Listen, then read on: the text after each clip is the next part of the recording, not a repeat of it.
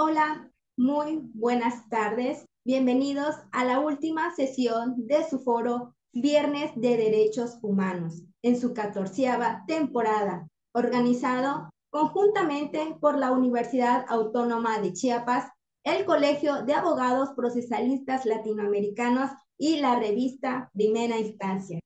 Me complace dar inicio a esta sesión en la que tendremos el gusto de escuchar al maestro Francisco Javier Martínez Castañeda con el tema Derechos Humanos de los Servidores Públicos. El maestro Martínez es licenciado y maestro en Derecho por la Universidad Nacional Autónoma de México, donde obtuvo ambos títulos con mención honorífica. Actualmente cursa un doctorado en la misma casa de estudios. Ha desarrollado una destacada carrera académica como profesor de la Facultad de Derecho por la misma institución.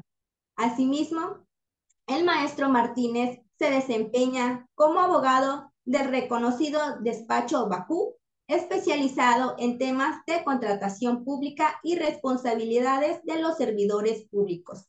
Sin más preámbulos, le doy la más cordial bienvenida nuevamente a todos y los invito a escuchar con atención la ponencia del maestro, quien estoy segura nos brindará una perspectiva invaluable sobre este crucial tema de los derechos humanos de los servidores públicos. Con ustedes, el maestro Francisco Javier Martínez Castañeda. Bienvenido, estimado maestro. Puede iniciar con su disertación.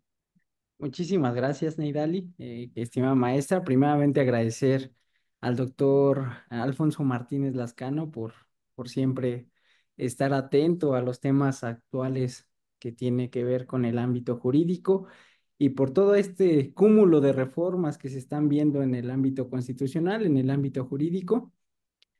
Y pues agradecer a toda la comunidad que nos acompaña. Desde la Ciudad de México les mando un fuerte abrazo con mucho cariño a todos los estudiantes, abogados y juristas de la Universidad Autónoma de Chiapas, a la Universidad Nacional Autónoma de México y a las universidades que nos acompañan.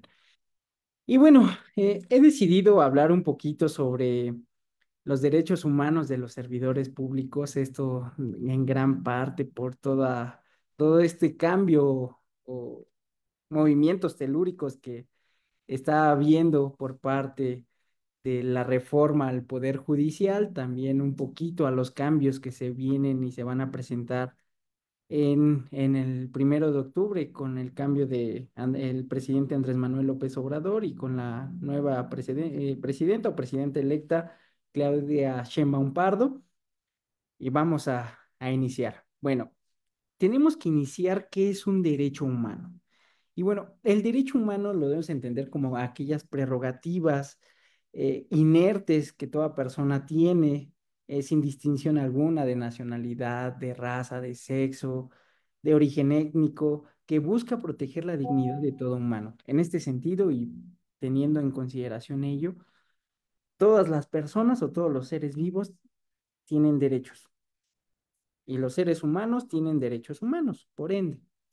Entonces, estas personas que son servidoras públicas, pues tienen un cúmulo de derechos que anteriormente no se tenía antes de la reforma del 2011, ni mucho menos en la reforma del 2015 que crea el Sistema Nacional Anticorrupción.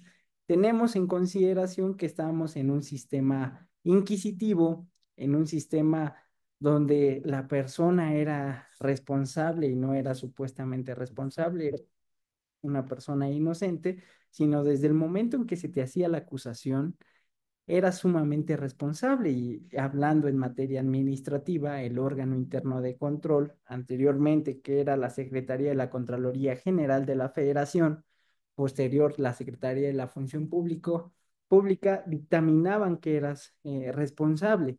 Se llevaba un procedimiento donde el servidor público no podía contar con un abogado, ni mucho menos el Estado le proporcionaba un abogado, y con ello, pues se lesaban la parte de los derechos humanos. A partir del 2008, se buscó implementar la parte del sistema acusatorio, el sistema legalista, con el objetivo de buscar siempre la presunción de inocencia, y a menos que la autoridad jurisdiccional ya confirme de que verdad eres responsable, pues se te iniciaba y ya se te consideraba como sujeto responsable. Anteriormente ya eres un presunto responsable. Este cambio del 2008 a su aplicación del 2016 vino consigo un cúmulo de reformas que por una sociedad civil, por organizaciones no gubernamentales y dados los altos índices de corrupción que se estaban presentando en México, decidieron presentar una iniciativa ciudadana. La iniciativa ciudadana, si recordamos, se puede presentar si se juntan las firmas del 0.13% del padrón electoral. Este 0.13% tuvo que ser verificado por el Instituto Nacional Electoral y el Instituto Nacional Electoral, quien es que presta la plataforma para hacer la validación de los datos, si cumplen con los requisitos, se presenta a la Cámara de Diputados o Cámara de Senadores, depende de la Cámara que sea, que inicie la investigación, y la Cámara de Diputados, con ello, es quien recibe esta iniciativa. ¿Cuáles fueron los partidos políticos que aceptaron la propuesta ciudadana para crear la ley 3 de 3 y posterior el Sistema Nacional Anticorrupción? En primer momento fue el Partido de Trabajo, el segundo fue el Partido de la Revolución Democrática, el tercero el Partido de Acción Nacional y el cuarto el Partido de la Revolución Institucional. Estos cuatro partidos, en primer momento, buscaban, dentro de la aceptación de esta iniciativa de reforma al artículo 113, bueno, en ese entonces no era el 113, solamente una iniciativa ciudadana para crear un sistema nacional anticorrupción. El Partido del Trabajo propuso que se creara una Junta de Transparencia y Ética Pública. Esta Junta de Transparencia y Ética Pública tenía que ser presidida por la presidencia en ese entonces de Enrique Peña Nieto. No se aceptó. La Comisión de Transparencia y Combate a la Corrupción dijo que eso era inaudito. Si en verdad se quería combatir a la corrupción, no se podía establecer una comisión o una junta de ética pública presidida por el presidente. El Partido de Acción Nacional también presentó una modificación a la propuesta que hizo los ciudadanos con el objetivo de crear este comité de ética. Este comité de ética igual presidido por el presidente de la República y también la Comisión de Transparencia y Combate a la Corrupción decidió desecharla. El Partido de la Revolución Democrática, el PRD, fue quien propuso crear un comité de participación ciudadana, un comité coordinador, un sistema nacional de fiscalización y sistemas locales anticorrupción. Al ser aprobada por la Comisión de Transparencia y Combate a la Corrupción, se instituyó llevar a cabo la modificación también a la Constitución, al título cuarto en específico. Al principio no sabían en qué artículo establecer esta reforma para la creación del Sistema Nacional Anticorrupción y se dispuso en acuerdo en la Comisión de Puntos Constitucionales implementarla en el artículo 113 constitucional. Este artículo 113 constitucional cambia el paradigma del sistema de responsabilidad de servidores públicos y posterior los derechos humanos. En primer momento, porque en el artículo 113, si recordamos en el año del 2002, cuando estaba Vicente Fox Quesada, se encontraba la responsabilidad patrimonial del Estado. Esta responsabilidad patrimonial del Estado se establece en el artículo 113 y en el 2014, cuando se empieza o existe este debate jurídico del Sistema Nacional Anticorrupción, se decide cambiar el artículo 113 al 109, fracción cuarta, último párrafo. La ley reglamentaria, la Ley Federal de Responsabilidad Patrimonial del Estado, la deja pues, prácticamente acéfala, la deja inservible porque no existe ningún transitorio que dé la modificación de que sea la ley reglamentaria del artículo 109, fracción cuarta, seguía diciendo la ley reglamentaria del 113 hasta el año pasado, en el 2023, que ya se modificó y por lo tanto se puede seguir llevando el procedimiento y el proceso en esta ley, que es la Ley Federal de Responsabilidad Patrimonial del Estado.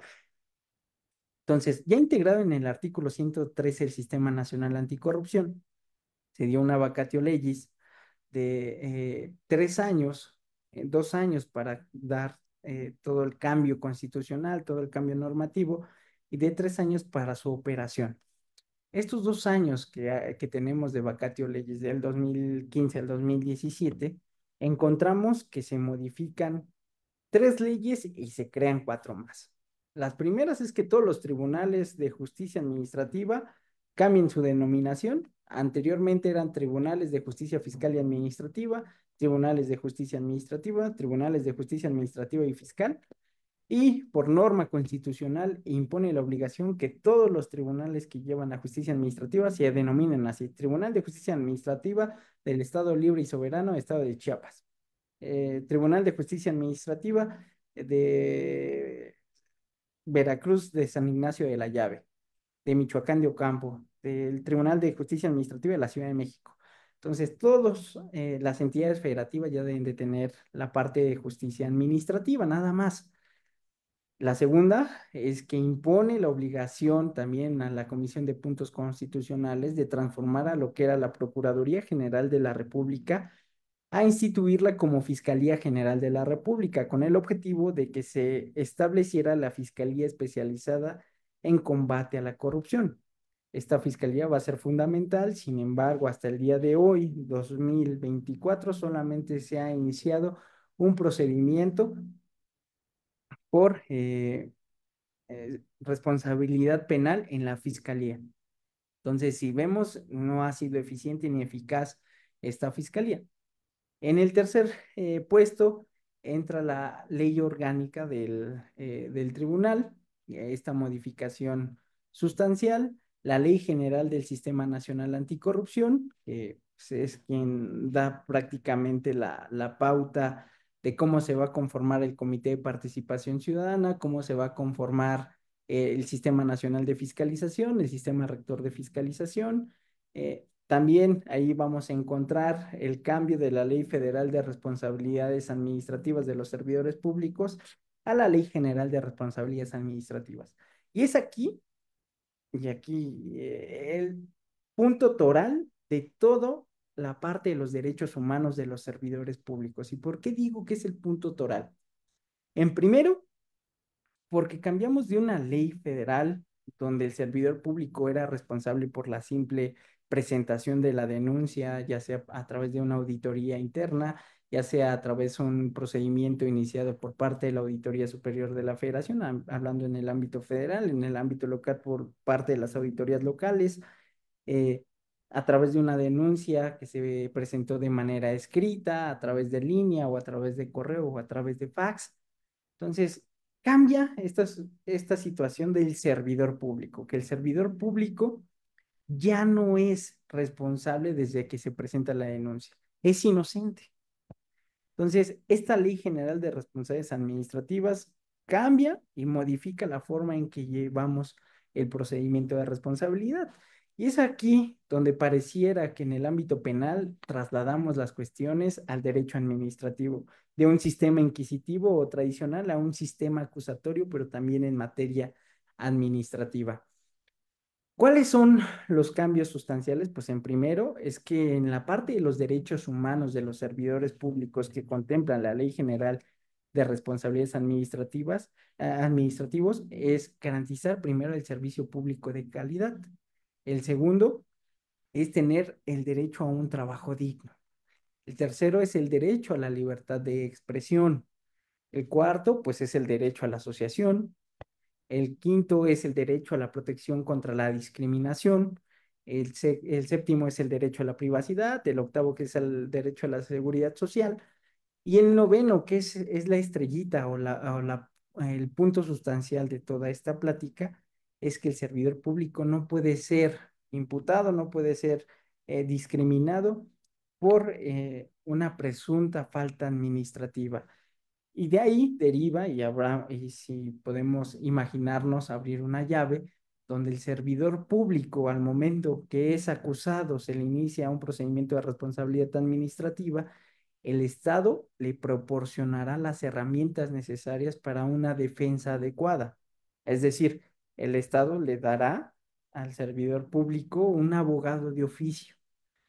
Será la Secretaría de la Función Pública en el ámbito federal o la Contraloría General también de las entidades federativas, por ejemplo, en Querétaro, que también se llama Secretaría de la Función Pública, en la Ciudad de México, Contraloría General de la Ciudad de México, las encargadas de proporcionar estos abogados preparados. Estos abogados preparados y especializados en materia de responsabilidad de servidores públicos tendrán que llevar a cabo la protección de los derechos humanos del servidor público. No obstante, el órgano interno de control, quien inicia el procedimiento de responsabilidad, se, ten- se verá obligado a decirle mediante escrito, más bien mediante oficio, si quiere o no contar con ese abogado de oficio. Si el servidor público presunto responsable no contesta, se entiende por negativo, que no lo quiere y que podrá contar con un abogado privado.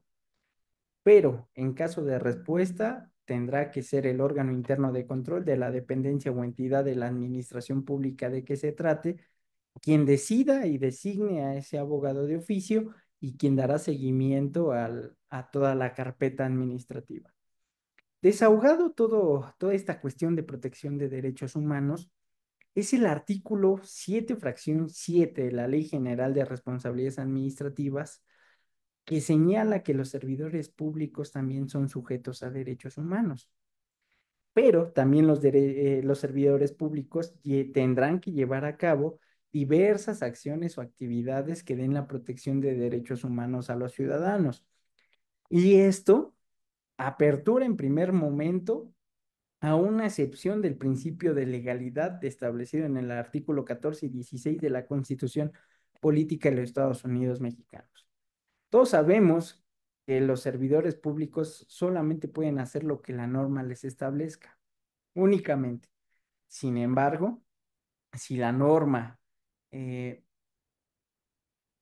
no tiene la protección amplia de derechos humanos, el servidor público podrá hacer las acciones que considere pertinente para proteger los derechos humanos del ciudadano o de sus compañeros. Por lo tanto, es la propia Ley General de Responsabilidades Administrativas que como una exclusión de responsabilidad, si está la protección de derechos humanos, no se puede iniciar una carpeta de investigación.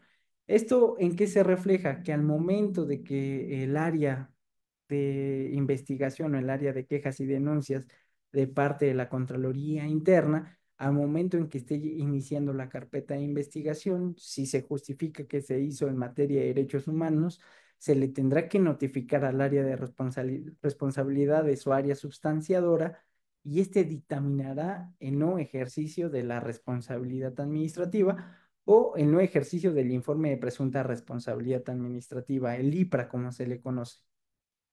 Esta exclusión de informe de presunta responsabilidad administrativa se le tendrá que notificar al servidor público para que tenga la certeza de que no fue sujeto a una responsabilidad administrativa. ¿Qué pasa en la práctica? Los servidores públicos tienen miedo todavía de proteger los derechos humanos y más si van más allá del principio de legalidad y por lo tanto caen en omisión. Y es ahí al momento en que caen en omisión que ahí son sujetos también a una responsabilidad administrativa.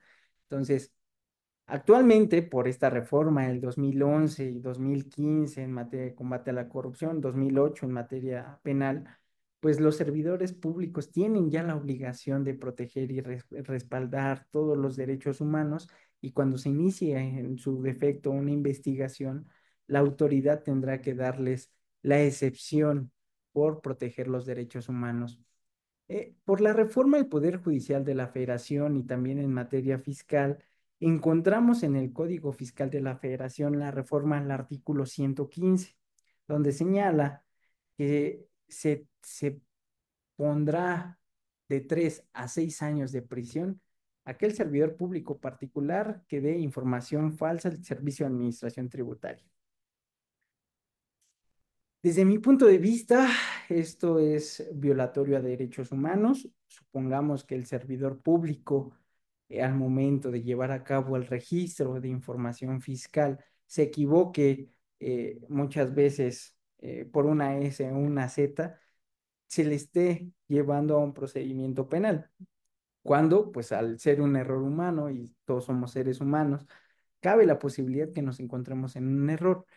Trasladándolo al particular, ¿qué pasa cuando el particular en ocasiones al momento de emitir una factura le ponen, y voy a decir un ejemplo burdo, Hernández con S, cuando es Hernández con Z, o vemos a un Espinosa con S y otro lo ponen con Z?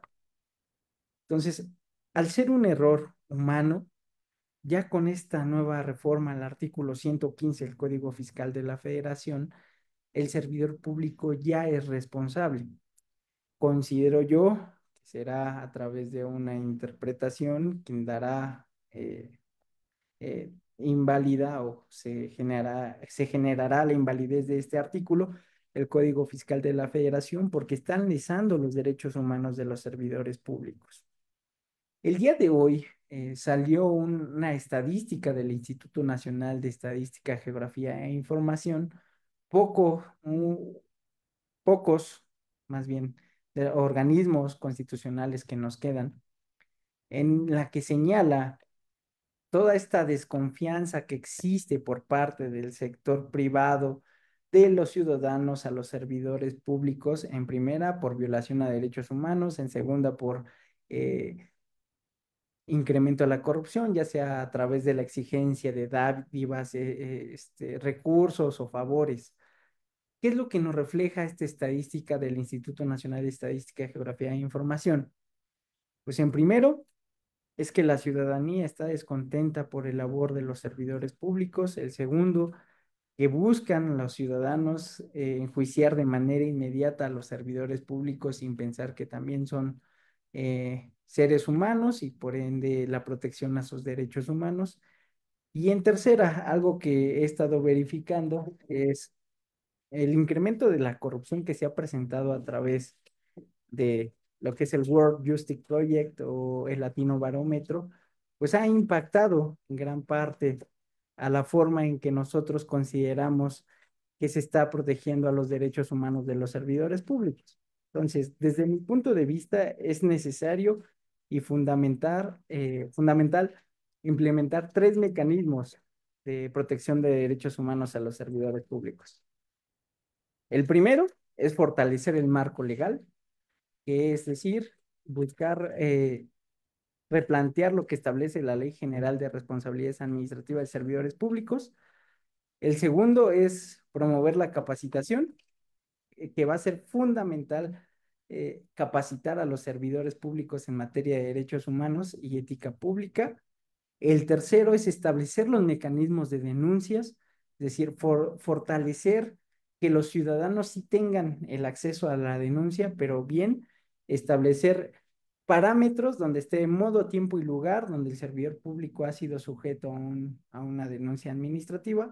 El cuarto es fomentar la transparencia y la rendición de cuentas, y esto a través de los informes bimestrales o trimestrales que tienen que presentar los responsables de servidores públicos a sus áreas eh, pertinentes. Por lo que veo, se viene un cambio a la ley orgánica en la Administración Pública Federal, en específico al artículo 37, que es respecto a la Secretaría de la Función Pública.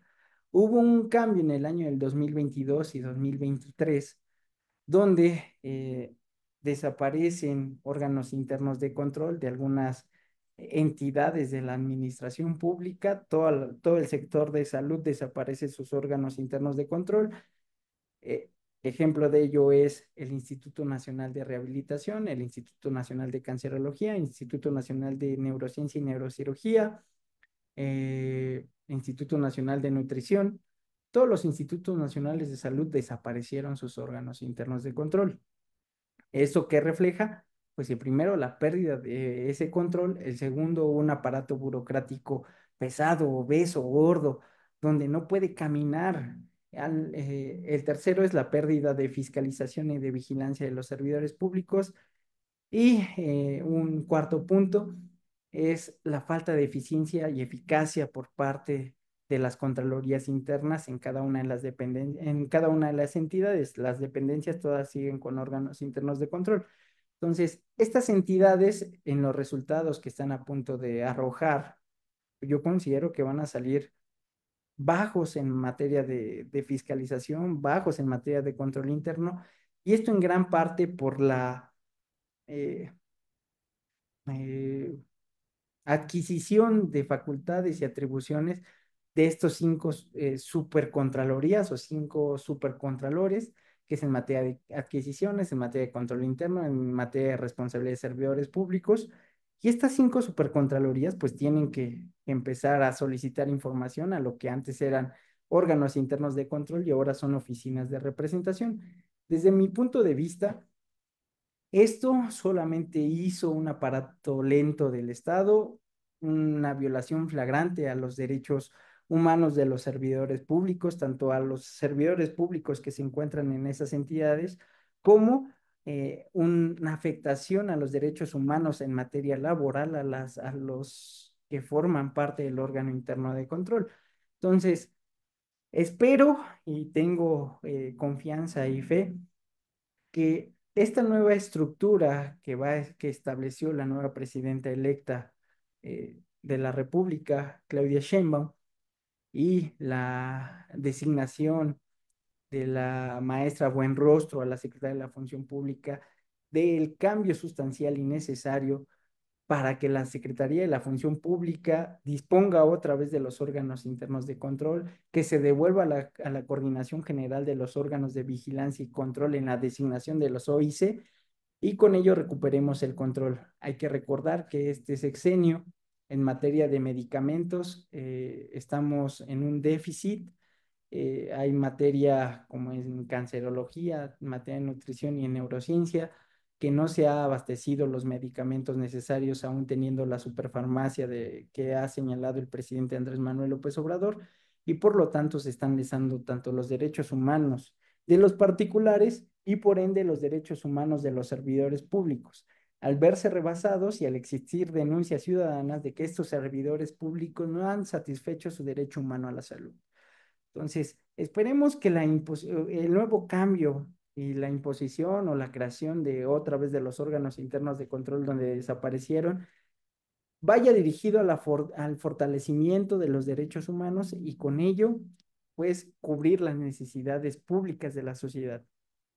Para terminar y finalizar, es indispensable señalar que los derechos humanos de los servidores públicos son un componente esencial de una administración pública eficiente y eficaz. Es un eje rector de una república democrática y se necesitan garantizar los derechos que contribuyen a fortalecer el Estado de Derecho y a mejorar la calidad de vida de todos los ciudadanos. Entonces, por mi parte, pues les agradezco a todos el estar aquí presentes, agradecer de antemano al doctor Alfonso Jaime Martínez Lascano por siempre estar presente, ser uno de los mejores procesalistas que tiene México. Y de todo corazón les mando un fuerte abrazo de aquí hasta donde se encuentren. Muchas gracias. Muchas gracias, estimado maestro Francisco Martínez. Muy interesante la participación, porque siempre cuando hablamos de derechos humanos, pensamos en la población en general, pero no hablamos de los servidores públicos. Y también vemos que hay, independientemente de ello, eh, vemos que hay ciertas cuestiones que son importantes revisar. Uno de ellos es la autonomía de los órganos de fiscalización. Es decir, realmente se cumple con la autonomía de los órganos de fiscalización, partiendo de la idea, y no porque esté de moda, en el sentido de el Consejo de la Judicatura, que está presidido por la ministra de la Suprema Corte de Justicia de la Nación y que tiene doble función y parece, no voy a decir más, parece que no funciona.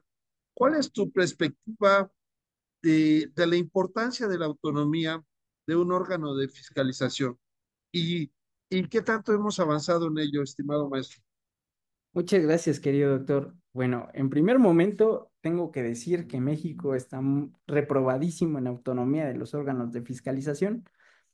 En el año 2013 se había modificado la Ley Orgánica de la Administración Pública y había desaparecido el artículo 37 de la Secretaría de la Función Pública, con el objetivo de crear un organismo constitucional autónomo de fiscalización. No obstante, cuando se da a conocer la Casa Blanca de Enrique Peña Nieto y su primera dama, cambian toda la estructura de la reforma al artículo 37 y dicen, secretaria de la Función Pública, vas, resuelve todo este asunto y por ende no ha existido ninguna modificación de autonomía del control interno. ¿Qué países tienen como organismos constitucionales autónomos en materia de control? Nos encontramos a la Contraloría General de la República de Chile, la Junta de Transparencia y Combate a la Corrupción en Uruguay.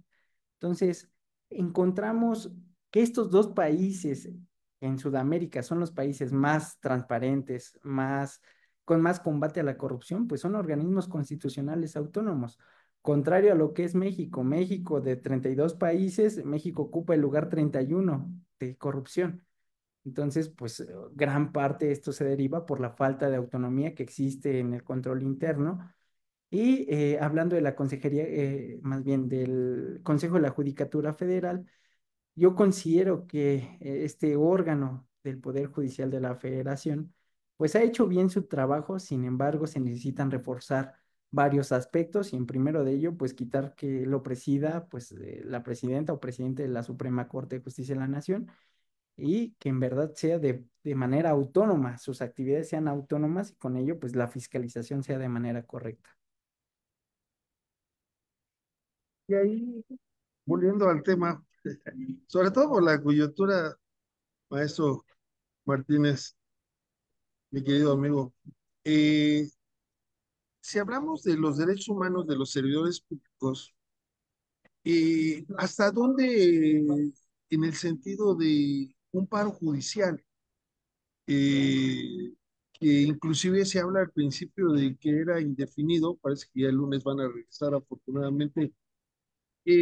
Podríamos hablar de que estamos ante un derecho humano del personal del Poder Judicial o estamos ante una responsabilidad administrativa. ¿Cuál sería su opinión? Claro, mi opinión primero es que sí está dentro del derecho humano a la huelga. Claro, se tienen que atender los asuntos urgentes. Estos sí no pueden ser detenidos porque ahí ya se están afectando derechos humanos de terceros y al existir violación a derechos humanos de terceros, ahí sí existe una responsabilidad tanto administrativa como penal y hasta responsabilidad política a aquellos que pues, son sujetos de este tipo de responsabilidad. Pero a los trabajadores yo considero que están en su derecho humano a la huelga, por lo tanto no estarían violando siempre y cuando existan los mecanismos de protección de casos urgentes donde resuelvan pues estos derechos. Ujú. Sí. Excelente, muchas gracias. Aprovechando tu expertise, eh, ¿nos podrías decir en qué consiste el procedimiento para el fincamiento de responsabilidades resarcitorias? Si eres tan Claro. amable, maestro. Resarcitoria. Bueno, la responsabilidad administrativa y la responsabilidad resarcitoria, pues hablamos de dos aspectos distintos. La responsabilidad resarcitoria se encuentra dentro de las atribuciones de la Cámara de Diputados, que es el artículo 74. No está en el título cuarto de la Constitución. En el título cuarto de la Constitución está responsabilidad administrativa, responsabilidad política, responsabilidad patrimonial del Estado y en la responsabilidad resarcitoria, pues es una responsabilidad especializada por parte de la Auditoría Superior de la Federación o por parte de las auditorías superiores de las entidades federativas a que se corresponda. Entonces, en este sentido, la responsabilidad resarcitoria, pues es cuando existe un daño patrimonial o económico hacia el Estado, donde un desvío y como ustedes conocen, en la reforma de fiscalización, en la ley de contabilidad gubernamental, señala que será la Auditoría Superior de la Federación quien le exija al servidor público la devolución de todo ese mal ejercicio del presupuesto del gasto público. Entonces, ahí resarce el daño implementando también la multa. Entonces, en la multa, pues a lo mejor puede ser hasta el doble del daño ocasionado al patrimonio del Estado. Entonces, si el servidor público le ocasionó 3 millones de pesos, más bien hizo un desvío de 3 millones de pesos, se comprueba esa responsabilidad resarcitoria, por ende va a tener que pagar 6 millones de pesos. Entonces, es ahí donde entra la responsabilidad resarcitoria. Sí, Muchas gracias, muy claro. Y ahora que hablábamos del tema del foro de hoy, que es los derechos humanos de los servidores públicos, y que mencionaste, por ejemplo, que el gobierno actual no cumple con abastecer de medicamentos necesarios, pues aquí más que derechos de los servidores públicos estaríamos hablando de responsabilidades de los servidores públicos, ¿no? ¿Cuál es la perspectiva ahí, mi querido maestro? sí, claro que sí. Es en dos aspectos. Primero, es una violación a los derechos humanos de los ciudadanos que no tienen acceso a la salud. Y por ende, al existir esta denuncia, porque el presidente de la República ha dicho que denuncian a los servidores públicos. Entonces, al no tener el acceso a la salud de manera correcta e idónea, lo primero que hace el particular es denunciar al servidor público. Cuando el servidor público está imposibilitado de cumplir en la entrega de ese medicamento. Entonces, ya desde ese momento lo empiezan a acusar como si fuera responsable, cuando pues es un mecanismo de entrega y de adquisiciones de medicamentos mayor a lo que el servidor público tiene. Entonces ahí es una violación a ese derecho humano. No obstante, pues tiene que ver en este caso el área de adquisiciones, el área de compras públicas, la Contraloría Interna, de hacer todo lo posible para comprar ese medicamento o ver los mecanismos de adquisición y poder subsanar el daño ocasionado y se le entregue el medicamento al paciente. Entonces, es un procedimiento de responsabilidad, en este caso, a la autoridad que está llevando mal el procedimiento de adquisición y en segundo, la protección de los derechos humanos del particular que se está viendo afectado en su derecho humano. Esa explicación es muy interesante también, mi querido amigo, porque muchas veces vemos al servidor público que da la cara, pero a la población, pero hay una cadena de mando, y en esa cadena de mandos, pues puede ser, como dice el refrán, nadie está obligado a lo imposible. Hay que ver en qué parte de la cadena de mando se rompe el flujo de medicamentos, pues para atender las necesidades de las personas, ¿no? ¿Podría haber una responsabilidad colectiva ahí, mi querido amigo? Sí, sí, sí, puede haber una responsabilidad colectiva. Déjenme decirles que un gran país donde se presenta un ejemplo de responsabilidad colectiva es Japón, en la cámara que se le conoce como la dieta. En esta cámara, que es la dieta, si un servidor público comete una responsabilidad, no es él el responsable, es todo su equipo, porque su equipo permitió que él, quien tomaba la decisión en esta cadena de mando, pues tomara la decisión incorrecta. Entonces es una responsabilidad colectiva. Aquí en México no se ha llevado así, sin embargo sí se puede ir particular, punto por punto, pero al presentar una denuncia sí se puede señalar a la participación de diversos servidores públicos y con ello pues iniciar el procedimiento a todos ellos que fueron señalados. Muy bien, muy bien. Bueno, ha sido un viernes de derechos humanos. Siempre que participas, muy interesante. Queremos agradecerte, mi querido amigo, maestro Francisco Martínez. La verdad es que siempre he reconocido tu don de ser humano y tu calidad como académico. A pesar de tu juventud, eres ya un baluarte de la Academia Mexicana. ¿Alguna conclusión sobre ese tema, mi querido Francisco? Pues primeramente, querido hermano, amigo, querido doctor Alfonso Jaime Martínez Lascano, pues agradecerte la consideración de tu parte de siempre considerarme en estos eventos. De verdad, muchísimas gracias. Yo siempre te lo he dicho que eres una gran persona y reconocerte que yo te considero como uno de los mejores procesalistas, no solamente en México, sino en Latinoamérica. Entonces, de verdad, también muchísimas, muchísimas gracias por la invitación. Y pues como conclusión me gustaría invitar a todos que estemos al pendiente de las nuevos cambios estructurales a la administración pública Esto va a impactar a los derechos humanos tanto de la sociedad como de los servidores públicos. Esta administración se pavoneó al decir que es 90% lealtad, 10% preparación.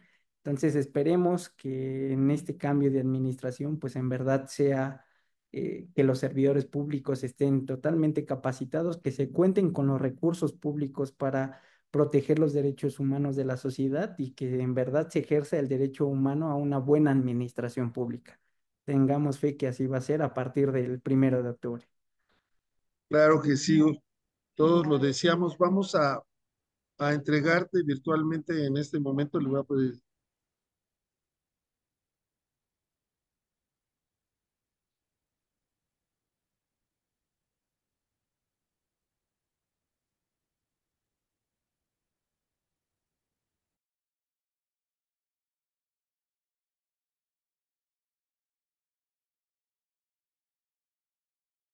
Doctor Alfonso, ¿sigue con nosotros? Se congeló la imagen. Creo ¿Podemos que esperar un momentito, sí, por claro. favor, a que se conecte el doctor? Recuerden que este es un evento en vivo y por lo tanto siempre ocurren esos inconvenientes. De mientras, vamos a mandar saludos a nuestros amigos que Ya, nos sintonizan. ya Ya está regresé, con... ya regresé. Bueno, Adelante, perdón. para Bueno, ya esperar. terminaba, sí, terminaba de leer una falla técnica, me disculpa. Terminaba de leer el certificado por su destacada participación en el Foro Viernes de Derechos Humanos en su 14ª temporada con la Conferencia Magistral Derechos Humanos de los Servidores Públicos y es un honor contar con tu colaboración, con tus conocimientos y ya te lo haremos llegar al destino como siempre.